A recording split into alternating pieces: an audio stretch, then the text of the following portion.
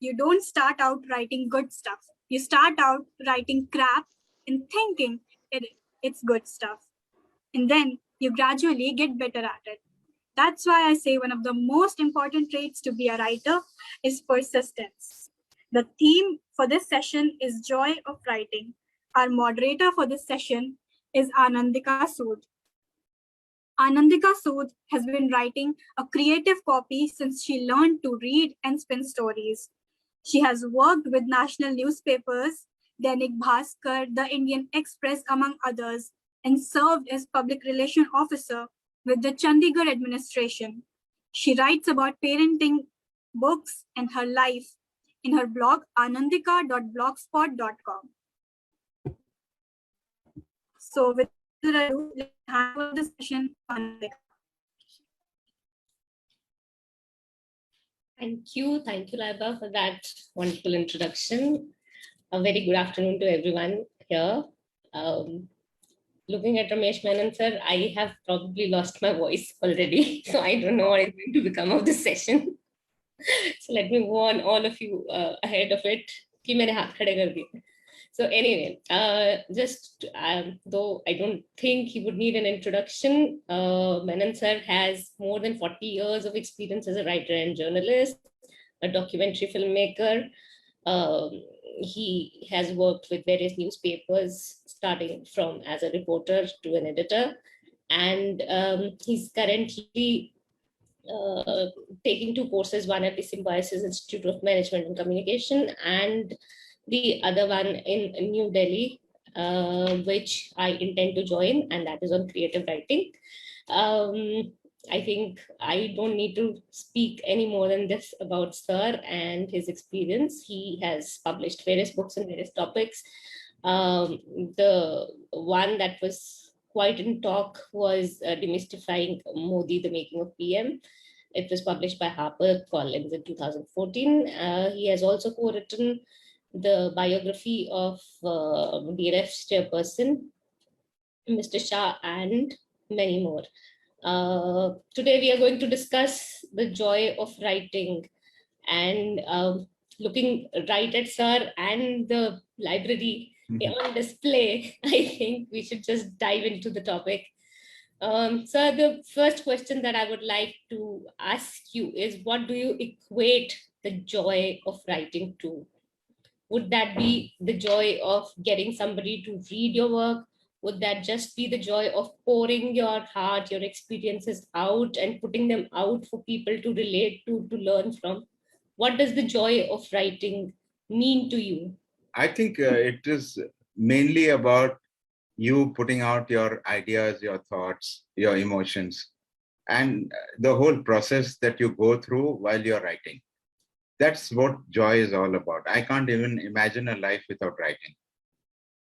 Right. I think most of the people, especially those who have this urge to write, would identify with this, like Dr. Maya Angelou said, and I did use this quote yesterday also, that there is not a bigger agony to bear a story untold within you. Yeah. So does your joy also sort of erupt, from this sort of a statement that there is a story that must come out, there is a absolutely experience that must be shared? Absolutely. Every time I write. Every time. And you write on such a vast array of topics. There's environment, there is politics. So how does it work?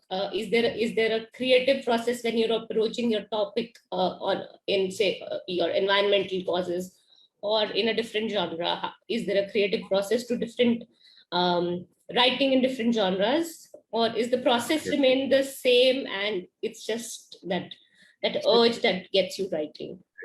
Actually, the process is the same. The tools of writing are the same, whether it is fiction or non-fiction. Okay. Except that you wear a different hat every time. When you're writing about politics, you become a political animal when you're writing that. When you're writing about the environment, it is a different kind of sensitivity. When you're writing about health, it's a different kind of sensitivity. It is just that you move from one role to the other, just like an actor. Mm-hmm. So it's not the same, but when you're writing different kinds of things, you have to go through the motions of what you're writing. Suppose you're writing fiction, for example. It is very different from non-fiction. Yes. But the tools of the writing are the same. You're using the same techniques. The same nuts and bolts are being used. But you're thinking very, very differently when you're writing fiction. When you're writing non-fiction, you're thinking very, very differently. So would you say that the joy of writing can only be translated into works that are published and read, or the joy of writing also can be equated with just pouring it out? For example, a lot of people are in the habit of writing a diary at the end of the day. Sure. So see, it depends from person to person. For me, it might be an outpouring, which is very important. For you, it might be very, very important that 400 people read what you write. So it differs from writer to writer. So would that be a motivation, or would that be the joy of writing? Would that fact that 400 people or 500 people are going to get... it's also joy, no? The fact that you're recognized, that the fact that you're read, and the fact that your ideas are being discussed by various kinds of people from various corners of the world. It's joy. It's joy. Certainly, it's joy. Right. And sir, like I said, what is, have you ever, while writing on a certain topic, has the joy been interrupted? For example, you're in the flow of writing, and then you just run against a wall, and you realize, I don't know how to handle this, or I don't know how to find a solution to a certain thing. Mostly probably in fiction, it might have happened. This is a very interesting question. What you're actually asking me is about the writer's block. No, not really writer's block, but I'm just, for example, okay, where this stems from, let me tell you that. I once heard Jeffrey Archer talk about his strict regime about writing.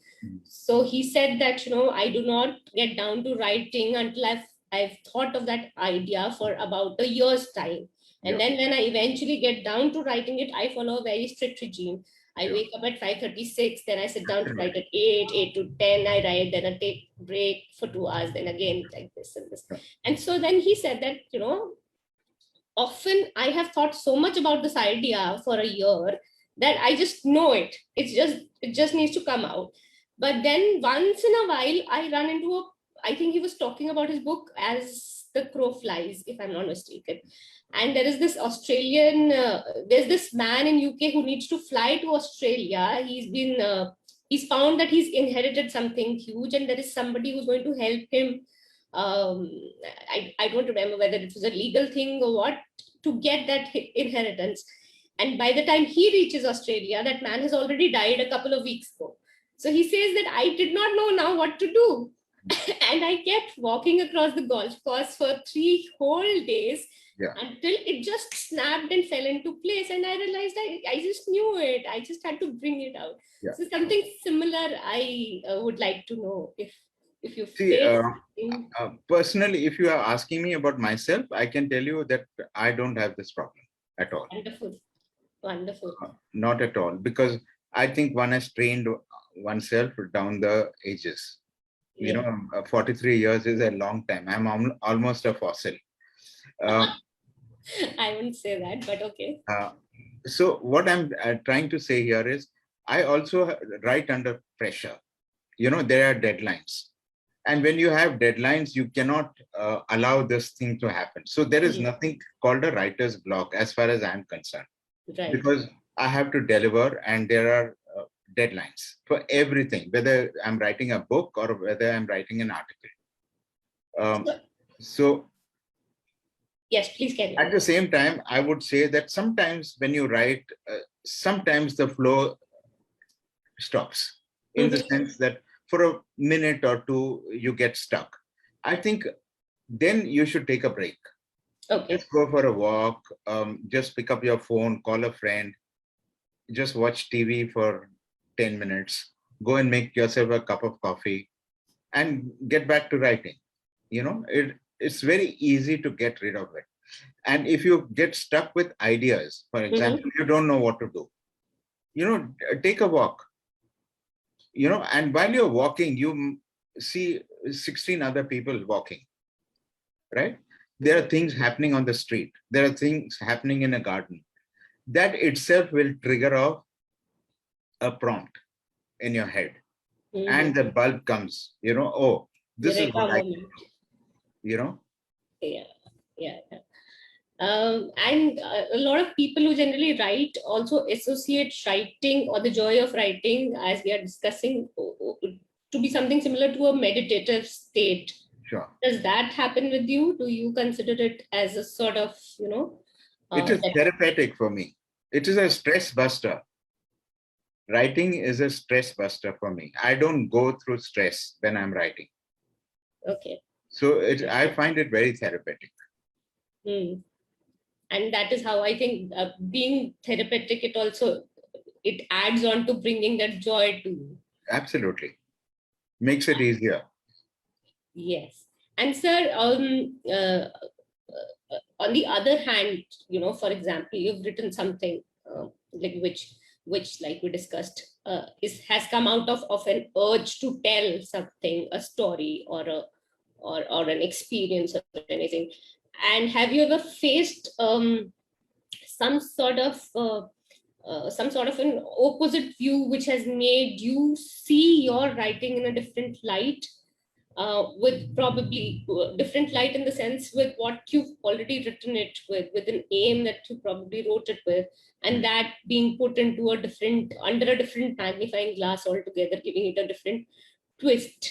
So in a very open stance, I would say this has more to do with the political writing that you've done. Yeah. See, when you're doing political writing, a lot of thought process goes into it, in the sense that you keep analyzing your thoughts, you keep dissecting them, and so you don't really go wrong, Okay. Because you know what you're thinking, where that thought has come from. So you have to be like doubly sure to put that out into the public. Absolutely. And if you're in doubt, I think you should just start reading or just start talking to people, and the clarity comes in then. Right. Sir, you also train people in soft skills. You work with the best of the organizations. So do you somehow introduce them also to writing in some way to spark that joy? Sure. But not too much, because, the kind of soft skills that I do is very different.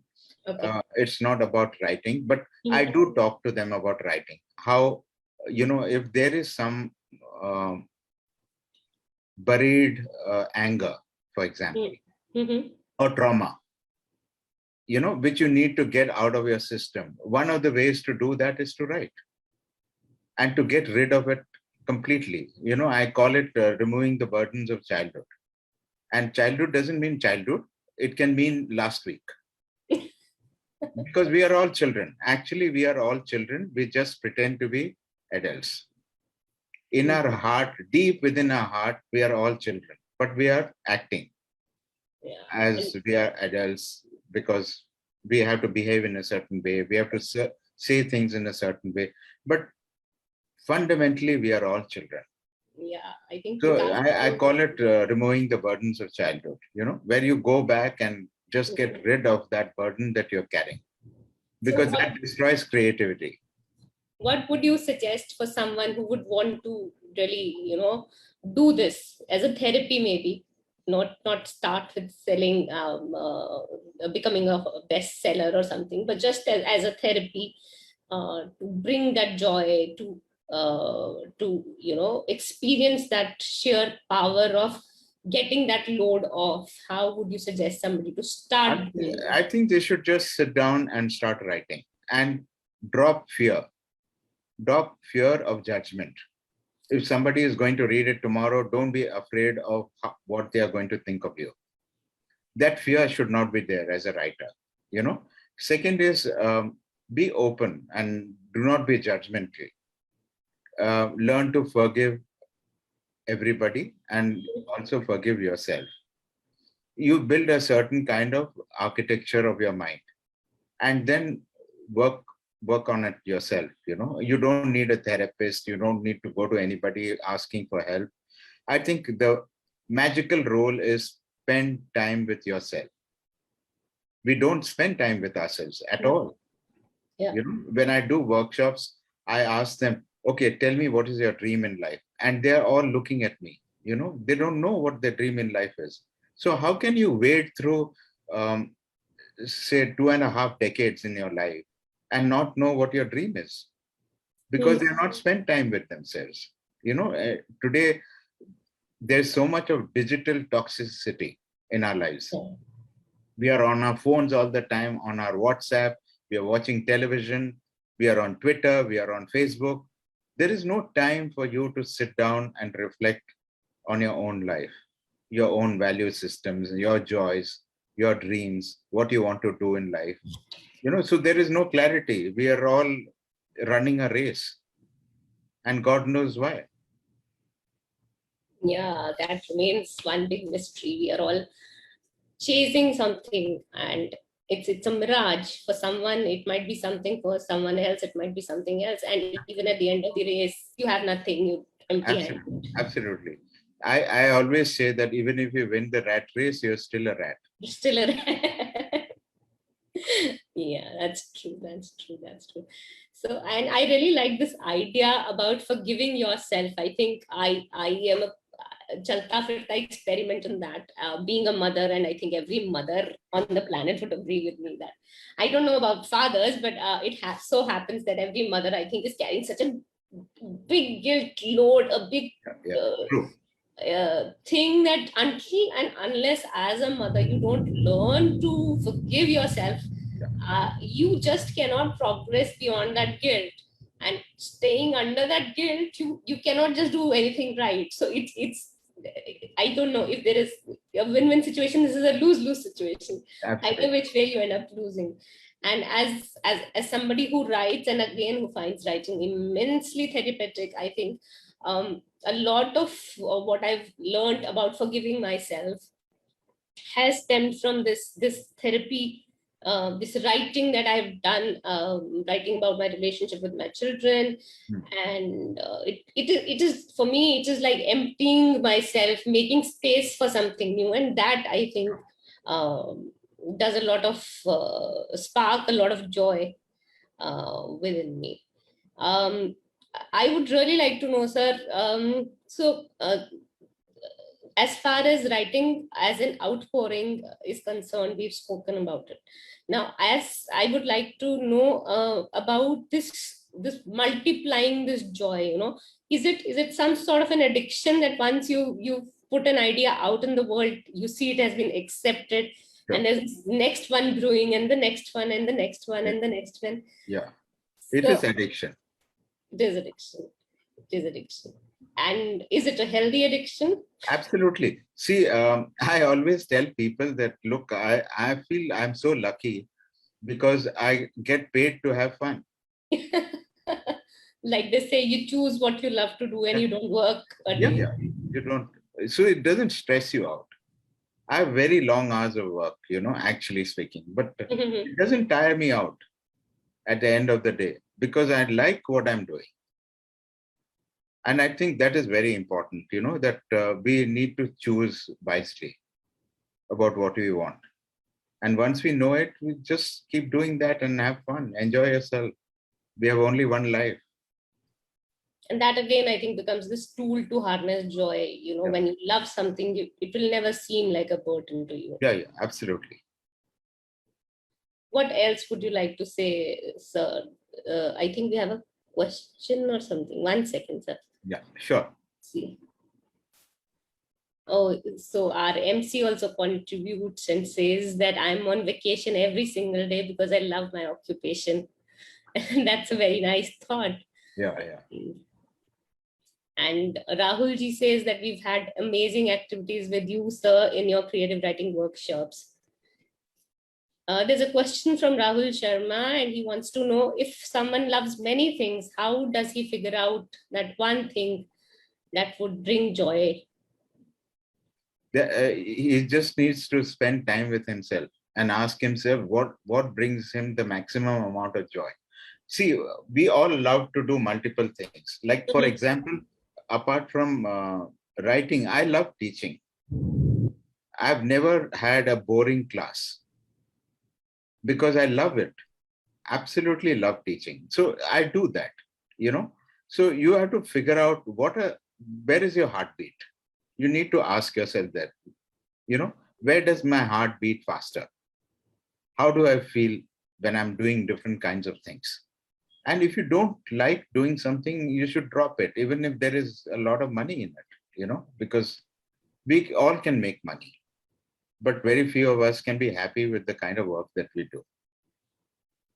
Right, sir. So we have another question from someone who says, why do controversies arise?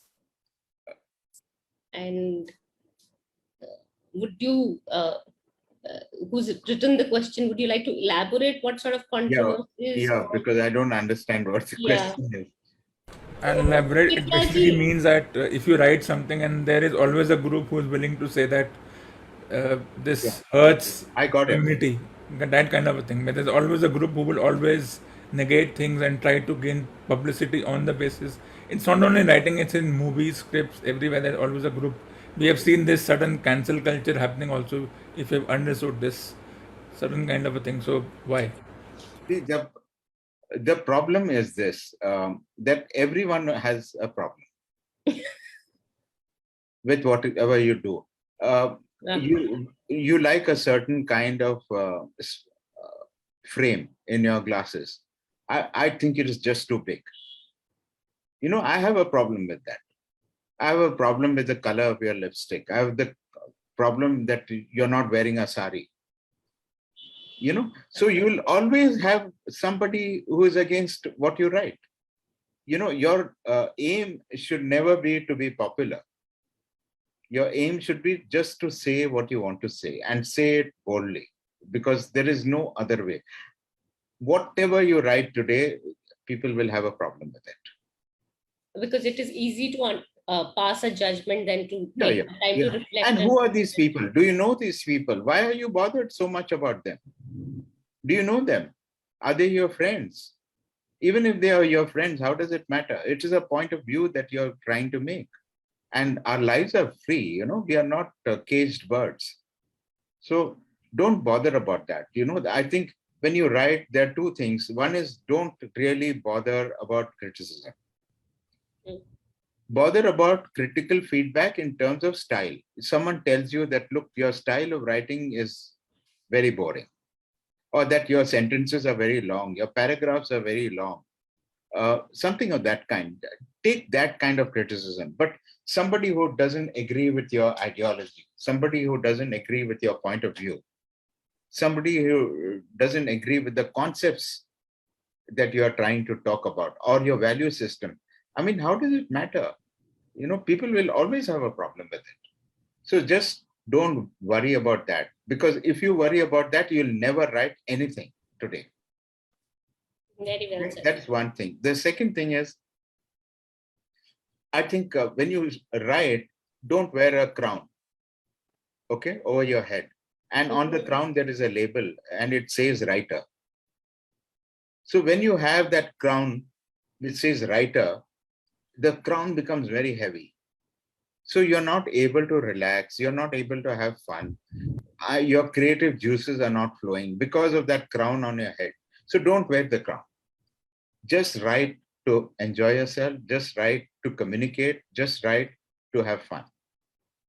I think I have a question in line with just what you just said. And this is from Dr. Rana Preet Gill, and she asks whether a writer should interact with the world or shut himself or herself away from the sights and sounds, sights around, sorry. Oh, I think a writer must interact with people. You have to reach out to people. That is why the writers cannot afford to be introverts. They have to be extroverts. And the reason is this. Personally, I would say the more you interact with people, the more you learn. You see different sides, different colors, different opinions. It opens out your mind. Otherwise, our minds are very limited. Knowledge comes from other people. Every conversation that I have with somebody enriches me in some way or the other. Mm. And I think for writers, that is very important. Suppose you're doing fiction, for example, dialogues, but real life dialogues, they can get into your stories. If you don't talk to people, it is just you spinning there in that novel. And your life is very limited in terms of experiences. So we have to enrich in our life by talking to other kinds of people. Right. So have you ever had any role models? Smita ma'am would like to know, as far as creative writing is concerned. Not really. Okay, let me just turn that question a little bit around. Whose writing has brought you joy as far as reading is concerned? Have you found so many writers? Something, because so much is happening in Afghanistan today. Mm-hmm. The Taliban is back. They're taking town after town. They're going to knock on the doors of Kabul tomorrow. So I can immediately think of Khalid Hussein. Yeah. Such wonderful style that he has in writing. He transports you to Afghanistan when you read his novel. And I think that is the magic of writing, writing well. And it's simple, it's very beautifully written, it is lyrical, it is descriptive. There's so much of show and not tell. Yes. There's so much of empathy in his writing. I know people who have actually cried while reading the book. I think all of us, especially the first one, The Kite Runner, was heart-wrenching.